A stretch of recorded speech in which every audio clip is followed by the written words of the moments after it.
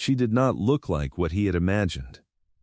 That was the first thought that crossed Caleb Holt's mind when the iron wheels of the noon train ground to a halt at the Rattlesnake Creek platform in the territory of New Mexico, the autumn of 1884. He had been standing there since 11:30, hat in hand, turning its slow circles the way a man does when he is quietly terrified and does not wish to show it. The other passengers came down first, a drummer with a sample case, a young couple already bickering, a grandmother lifting her skirt above the gravel. And then, at the very last, when Caleb had begun to wonder if she had missed the connection in Santa Fe, a woman stepped through the door and stopped at the top of the iron stairs. She was not small. She was not soft-looking. She carried one leather satchel and a canvas bag with a rolled bedroll strapped to it, and she carried them herself, not looking around for anyone to take them. Her coat was plain dark wool, mended at the left cuff. Her hair was brown and pinned tight, not a tendril loose. Her boots had seen 100 miles of walking and showed every one. She stood on that top step and looked at the platform the way a woman looks at a job site before she begins. Caleb stepped forward and lifted his hat. He was 43 years old, broad through the shoulder, weathered, not a handsome man, but a steady-looking one. He had written 3 letters and received 3 letters in return, and that was the whole of what they knew of each other. "Miss Clara Voss," he said. "I am Caleb Holt." She came down the stairs and held out her hand flat and businesslike. "I know who you are. You look like your letters sound."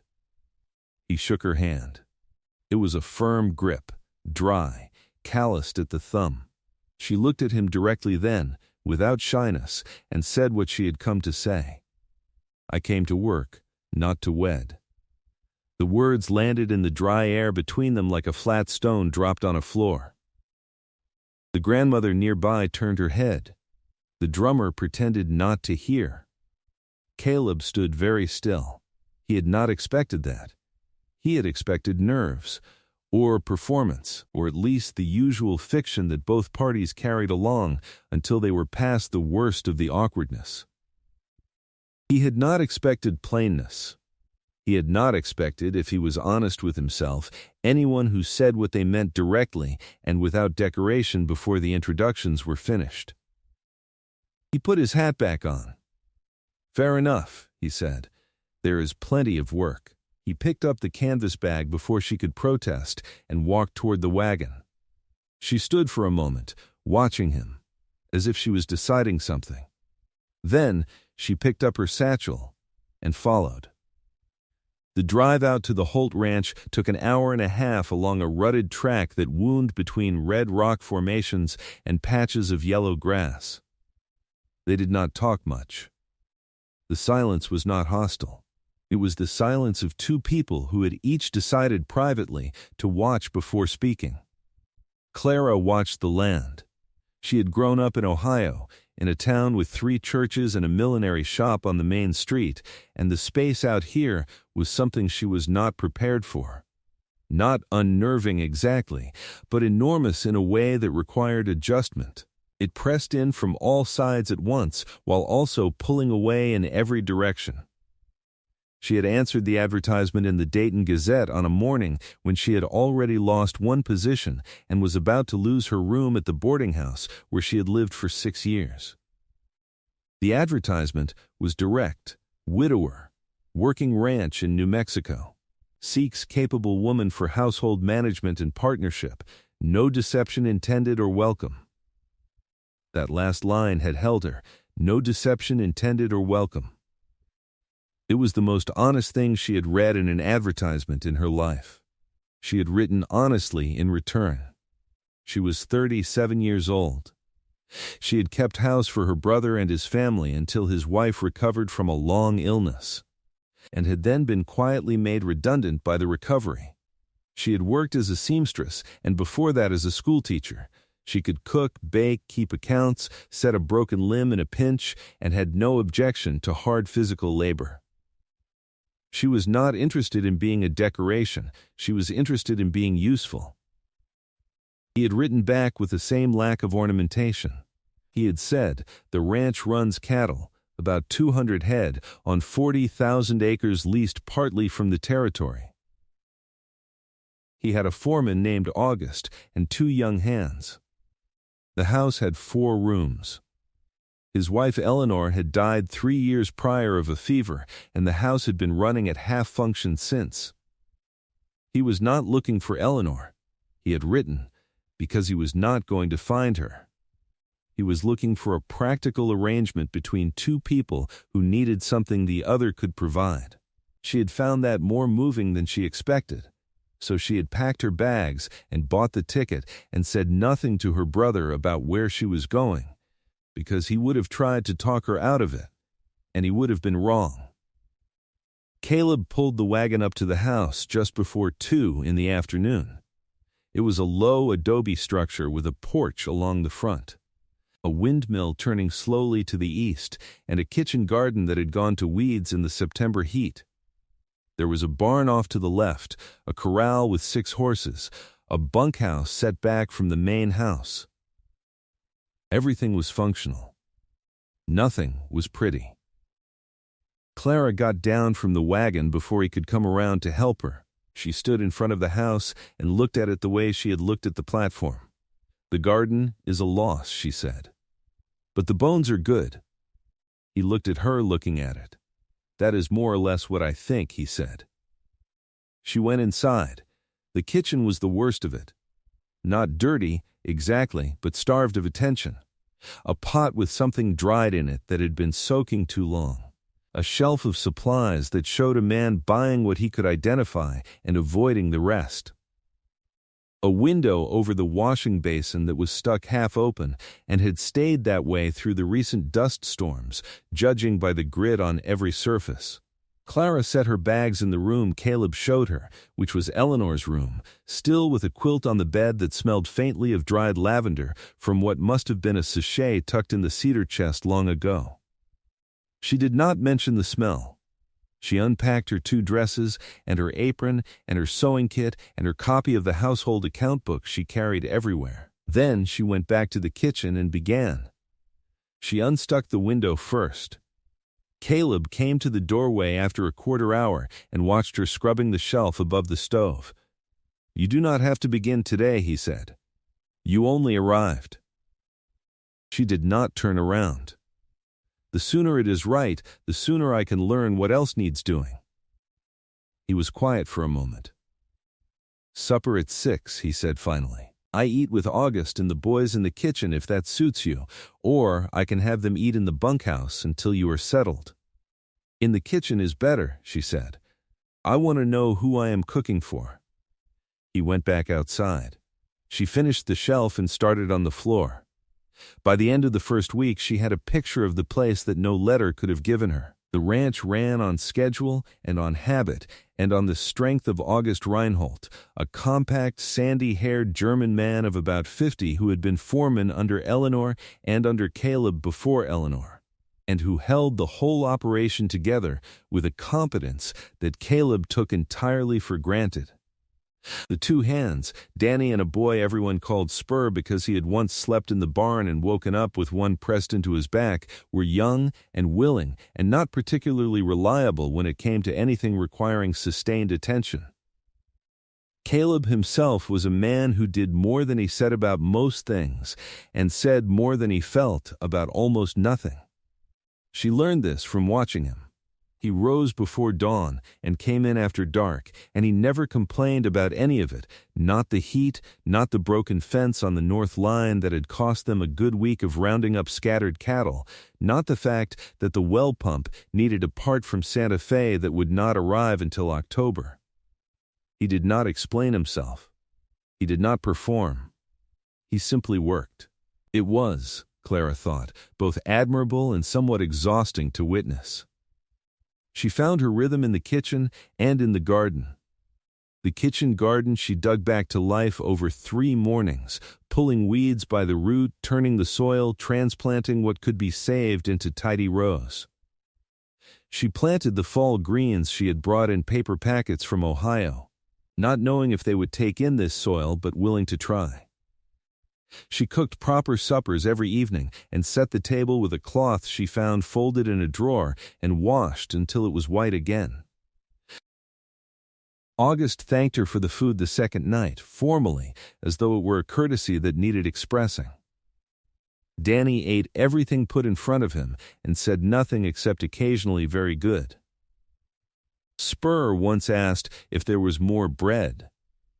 Caleb said nothing about the food, but he always ate everything on his plate, and twice she saw him pause after the last bite in a way that was not quite nothing. There was a clay oil lamp on the kitchen table, heavy and dull green, that had belonged to Eleanor. Clara had noted it her first night and left it where it sat. It was not a thing she would move without understanding what it meant. On the fifth evening, Caleb reached past her to light it before supper, without comment, as though it were simply part of how the evening began. She kept her eyes on the pot she was stirring. He went to wash his hands. She thought, that is not nothing either. On the 12th day, she found the account books. They were in a box under the desk in the front room where Caleb did his paperwork on winter evenings, he had told her, though the desk was clearly not used in summer because it had taken the dust of months.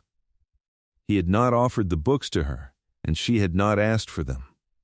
But she needed to know the state of things if she was going to manage the household properly, so she asked him at supper.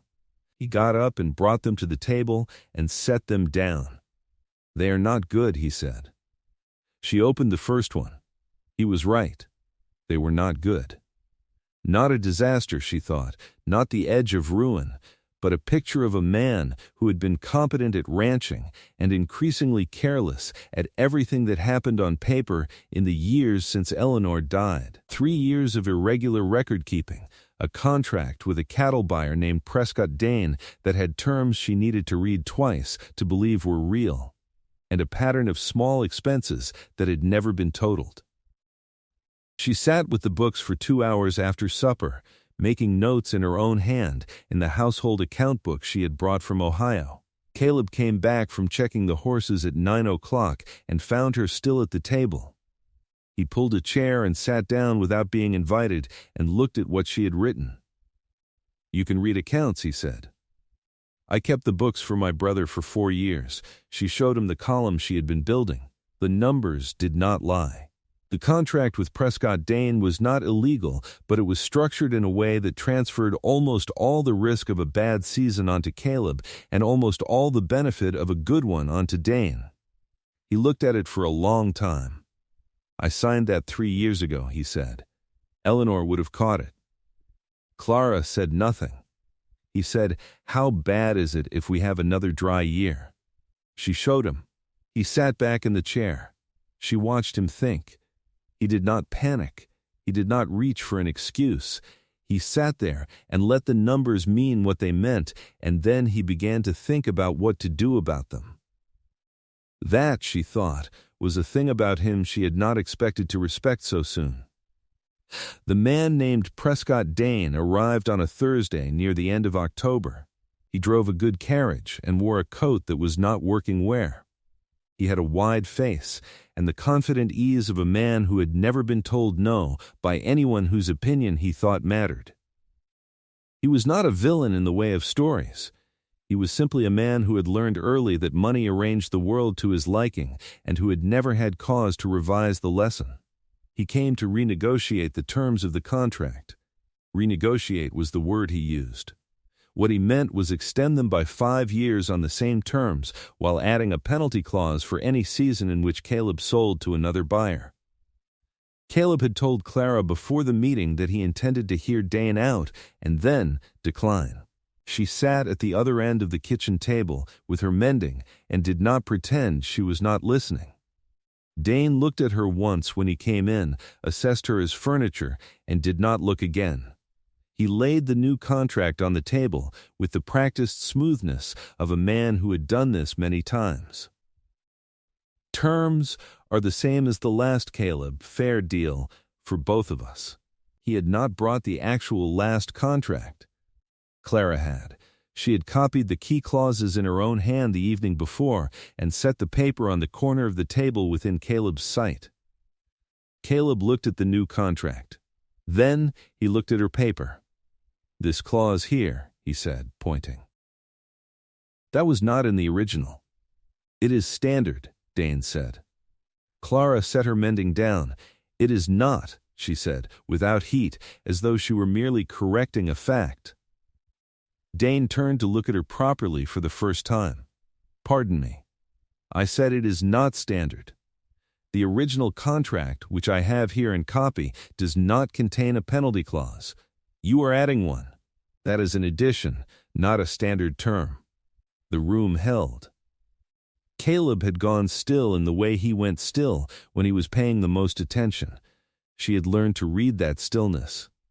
Dane looked at her. Then at Caleb. "Your wife does your books, Holt?" Caleb looked at Dane with the particular flatness he reserved for things that did not warrant a long answer. "Miss Voss manages the household accounts. She is correct." Dane tried a different approach. He softened. He talked about the relationship between their families, the years of business, the good faith of both parties. He said the penalty clause was protection for both sides. He said the market was uncertain. Clara listened to all of it. When Dane finished, she said, "If the market is uncertain, you would not be asking for 5 years with a penalty clause that locks Mr. Holt to your price. You are asking for certainty for yourself and asking Mr. Holt to carry the uncertainty. That is not protection. That is transfer." Silence. Dane looked at Caleb. Caleb looked at the table. Then he pushed the new contract back across toward Dane. "I will not sign this version," Caleb said. "If you want to discuss a revised arrangement in the spring, I am willing to hear it." Dane picked up the contract. His expression had closed over into something cool. "You might find the market less friendly without my name behind you," he said. "We will see," Caleb said. Dane left. Caleb sat at the table for a moment after the sound of the carriage faded. Then he turned and looked at Clara. She picked her mending back up. "Thank you," he said. He said it the way he did most things, without embellishment, but he meant it. She could tell the difference by now. "I looked at what he stood to gain," she said. "It was not complicated. It was to me." 3 years ago. She kept her eyes on her work. 3 years ago you were grieving." He did not answer that. But he did not leave the table either. He sat there in the lamplight for another quarter hour. And neither of them spoke. And it was not an uncomfortable silence. The rains came in November, which was late but not late enough to be wrong. The cattle on the south pasture moved with the grass, and August managed the whole of it without needing much from Caleb. Which meant Caleb had 3 days in a row where the most pressing thing was mending the corral gate and fixing the pump housing that had been loose since August. Clara baked bread on those days. She had found Eleanor's recipe, written in a small, precise hand on a card tucked inside the flour tin, and she had used it twice without mentioning it. On the third afternoon, Caleb came in from the corral, and the smell of the bread was heavy in the kitchen, and he stopped in the doorway. "That is Eleanor's bread," he said. "She set it on the board to cool." "Yes, I found the recipe in the tin. I should have asked first. I can use my own." He was quiet for a moment. "No," he said, "it is good. She would have wanted someone to use it." That was the most he had said about Eleanor in all the weeks Clara had been there. She did not push it further. She cut him a slice while it was still warm and handed it across the table without ceremony. He ate it standing by the window. After a while he said, "What made you answer the advertisement?" "The real reason." She thought about it. "I was tired of being someone's surplus," she said. "I was useful everywhere I went and welcome nowhere for long. I thought if the terms were agreed on at the start, at least I would know where I stood." He looked at her. "Have you known," he asked, "where you stand?" She looked back at him. "More or less," she paused. "You are more decent than I expected." He almost smiled. It was a near thing, a shift at the corner of his mouth that a person could miss if they were not watching. "You are more than I expected," he said, in general. It was not a declaration. It was not a speech. It was Caleb Holt saying, in the only register he had, that she had exceeded what he had hoped for, and that it mattered. She sat down across from him. The lamp between them was the green clay one. The letter from Amos Voss arrived the second week of December. Amos was her brother. She had not told him where she was, but the attorney she had used to arrange the travel had apparently been less discreet than she had hoped. The letter was 3 pages and said, in progressively louder terms, that Clara had made a reckless and undignified decision, that no respectable woman traveled alone to answer a rancher's advertisement, that the family name was a consideration she had evidently not weighed, and that she should return to Ohio by the new year. She read the letter twice in her room and then sat with it for a long while. She was not angry. She had expected something of the kind. Eventually, what she felt was more like tiredness. The tiredness of a person who has been told, for long enough, that her judgment cannot be trusted about her own life. She went to supper and said nothing about the letter. But Caleb looked at her over the meal and said, after the hands had gone back to the bunkhouse, "Is something wrong?" She had the letter in her apron pocket. She put it on the table. He read it. He was not a fast reader, but he was a careful one. When he finished, he set it down and looked at it. "Is this the first from him?" he asked. "Yes. Will there be more?" "Probably." He looked at her. "What do you want to do?" The question surprised her. She had been expecting an opinion, a position, some arrangement of the world to his liking or its propriety. She had not expected the question to be about what she wanted. She said, "I want to stay, if the arrangement is still working." He looked at her steadily. "It is working," he said, "better than working." She folded the letter. "Then I will write to Amos and say so." Caleb nodded.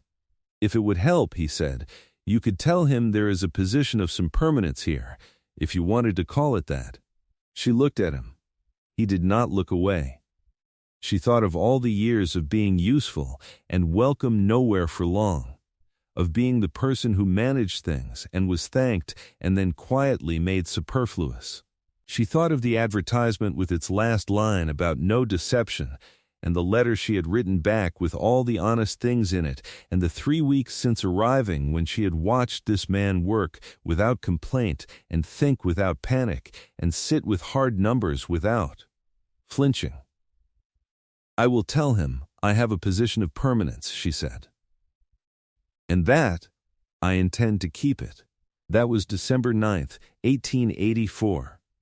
Christmas in Rattlesnake Creek was not a large affair. August went to Santa Fe to see his daughter. Danny went home to his family in Albuquerque. Spur, who had no family that anyone knew of, was invited to stay by Caleb without any ceremony, the way Caleb did most things, and he stayed and was more useful around the place than usual, possibly because he had nothing else to think about. Clara made a proper Christmas supper for the 4 of them. She had ordered the dried fruits from Santa Fe 6 weeks prior and made a pudding, which Spur ate 3 portions of and described only as very good. Caleb gave her a small bundle he brought in from the barn on Christmas morning. He set it on the kitchen table without wrapping. She opened it. Inside was a bolt of dark blue wool, good weight, the kind that would make a winter dress that lasted. She looked up. "I noticed the mending on your coat," he said. "You should have a proper coat." It was such a practical thing. She had not received many gifts in her life, and none she could remember that were practical in the way this was. That showed someone had looked at her life and noticed what she actually needed. She did not trust herself to speak for a moment. She said, "I am a good hand with a needle." He said, "I know. That is why I bought the cloth." She held it for a moment. "Thank you, Caleb." He poured them both coffee, and they sat at the table with the green lamp and the remains of the morning quiet, and neither of them felt the need to fill it. January came with a hard frost that lasted 3 weeks and a crisis in the form of 12 head of cattle that had gotten through a gap in the east fence and wandered into the rocky country toward the canyon. Caleb and August went after them on the third morning, which left Clara and Spur and Danny at the home place. A messenger came from town on the second day out with a wire that needed a response. The wire was from a buyer out of Denver named Horace Pell, offering terms on 50 head of the spring cattle, good price, direct sale, no middleman. Clara read the wire. She wrote back in Caleb's name with his authority as she understood it, accepting the general terms and requesting a formal offer by post. She showed Spur what she had written before sending it. "You think that is what Mr. Holt would want?" he asked. She thought about it. "I think it is the decision he would make," she said, "if he were here." Spur sent the wire. Caleb came back on the 5th day with the cattle, frost bitten at the ears but otherwise all present. She told him about the wire that evening over supper. He read her response and the original and sat with it. "That is exactly what I would have done," he said. She said, "Spur sent it. I just wrote it." He looked at her for a long moment. "Clara," he said. "Yes, I want to change the arrangement." She kept her expression even. She set her spoon down. "In what way?" He was not a man who stumbled over his words normally, but he was careful now. He looked at the table and then at her and said, "You have been managing this place for 3 months as though it belonged to you. The books, the garden, the kitchen, and now the wire to Pell. I have been watching what you see when you look at this land and this house, and I think you see what it could be, not just what it is." He stopped. She waited. He said, "I think you should have a real stake in it, not as a housekeeper, as a partner." She said, "You mean you want to marry me?" He said, I want to ask if you would be willing to." It was an important distinction, and he had made it carefully. She sat back in her chair. She thought of the first morning at the platform, the look of the land that pressed inward and outward at the same time. The ledger in the box under the dust, the recipe card in the flour tin, the 12 nights she had lain awake listening to the windmill turn and feeling, slowly and cautiously, that this might be the one place she was allowed to stay. She said, "Yes, I am willing." He looked at her with something open in his face. The guarded thing briefly set down. "Good," he said. He reached across the table and put his hand over hers for a moment. It was brief. It was enough. The wedding was on a Saturday in February at the county courthouse in town, with August and the justice of the peace and Spur in his good shirt as witnesses. Danny had a cold and watched from the doorway. It was not a ceremony with any decoration. The justice read what was required. Caleb answered when required. Clara answered when required. August signed the register. Spur made a sound of satisfaction. Caleb did not buy her flowers. He had, instead, come to the kitchen that morning with a piece of paper and put it on the table in front of her.